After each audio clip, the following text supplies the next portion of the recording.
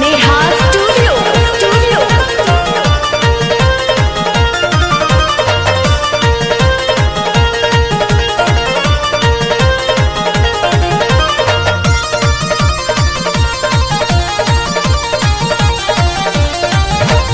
अमवा के चौकिया महुआ के बेलानवा, अमवा के चौकिया महुआ के बेलानवा, की रोटिया बेलवा वेला रे साजनवा, घरवा में बोलावेला रे साजनवा।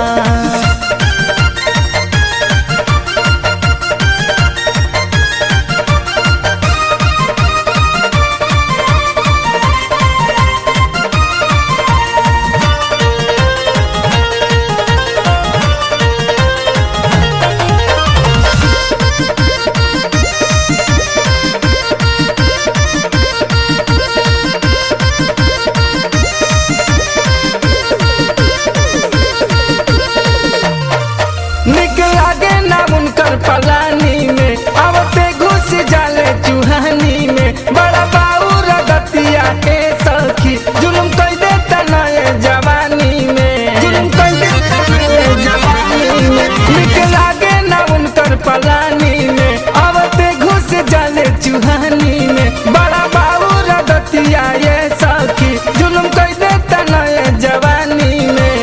दालो भात बनावे खातिर देता दहनावा, की रोटिया बेलावा वेला रे साजनवा, की दिया बुतवा वेला रे साजनवा।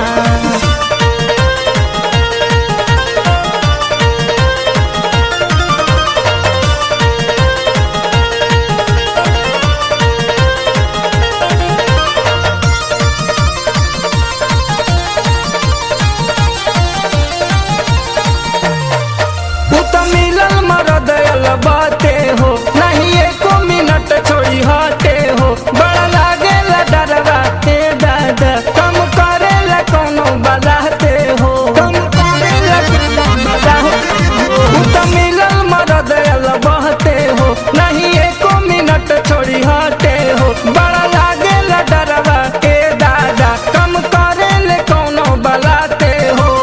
हमारे ऊपर खाली देवेले ध्यानवा, की रोटिया बेलवा वेला रे साजनवा, की मारी उठंगा वेला रे साजनवा।